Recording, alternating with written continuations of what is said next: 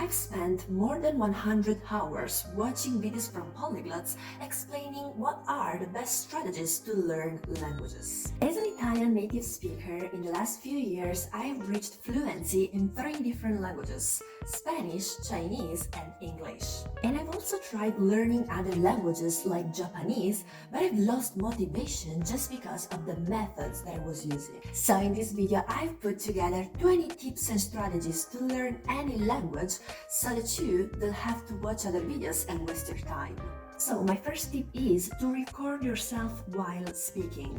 And this is because if you record yourself, you can later analyze the progress that you've made in that language. So for example, if today you record yourself and after 3 months you re-listen to what you said in 3 months ago, you might see an improvement in the vocabulary that you use, in the pronunciation.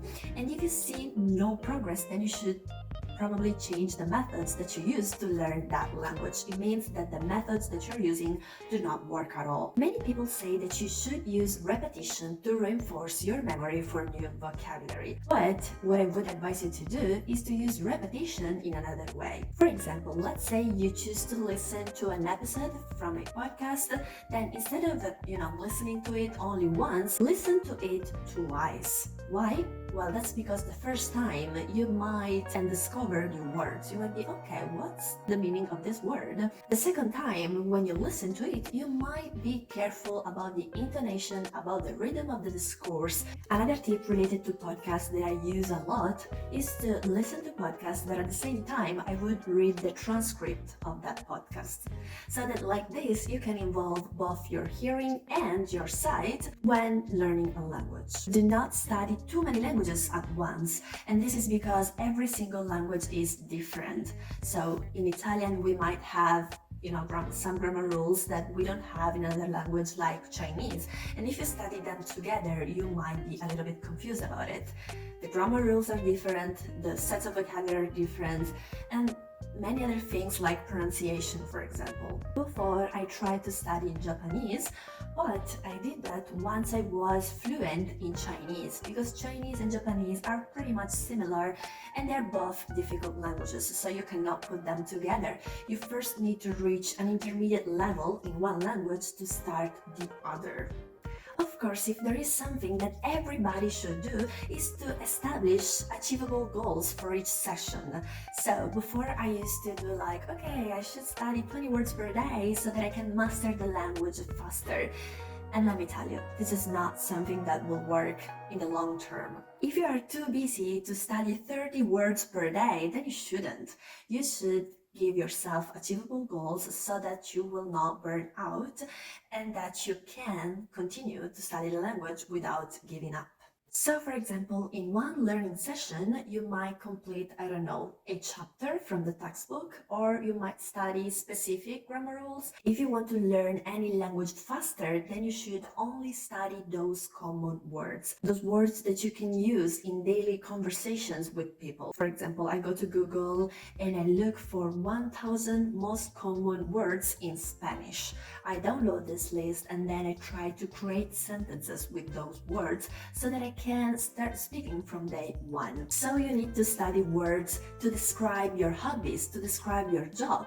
Let's say today you meet someone and you need to talk to this person about your job. You must be able to describe your job to him.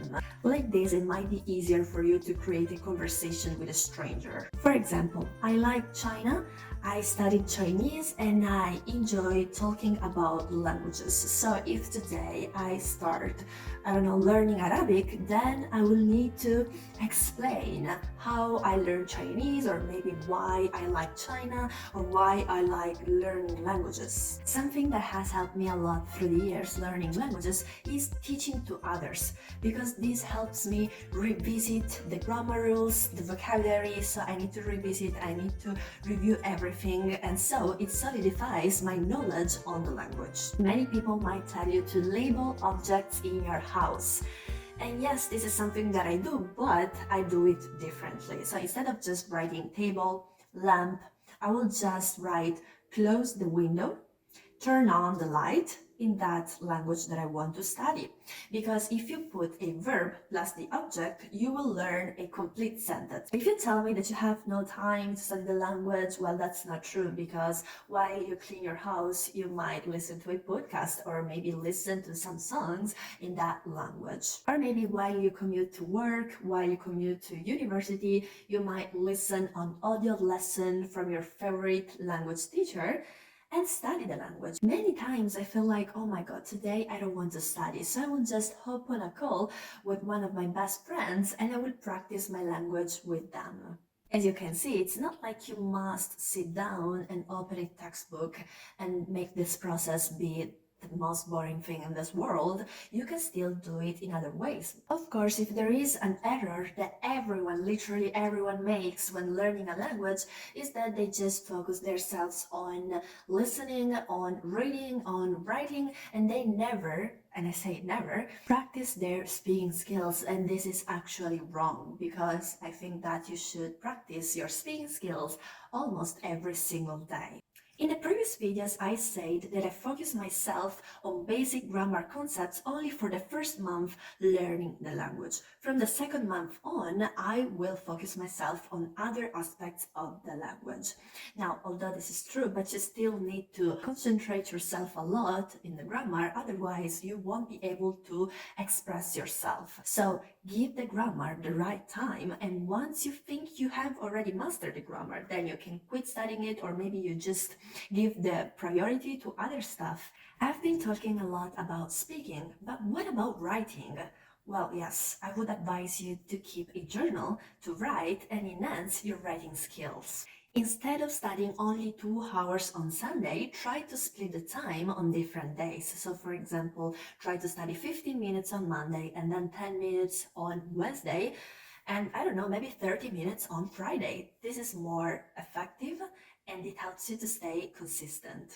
Polyglots often tell you to do not watch movies with subtitles, and that's because, your brain might become a little bit lazy if it watches movies with subtitles. But I would say that at least in the beginning, you still have to watch movies with subtitles. I think this is crucial, this is important. If you don't want to go to a language class and you want to find a mentor, but you still want to know someone who is learning the language, then you can do 2 things. One, you find a mentor so that you can have one-on-one conversations, and at the same time, you go and join language community that might, be free. You don't have to pay money for joining them, to join forums and find someone that might motivate you to study the language, and you might share your progress. Remember that you should choose the materials and the resources based on your level, and it should challenge you at least a little bit. If it challenges a lot, like if the level is like pretty much different from yours, if it's like higher, then of course you will be confused and you will be like, oh my god, this is so complicated. If you're studying a language where the pronunciation is crazy hard, like for example Chinese, Arabic is quite challenging, then you should use those resources that provide you with audio, and you should try to exercise as much as possible your pronunciation. You need to watch this video if you want to know what are the easiest languages to learn.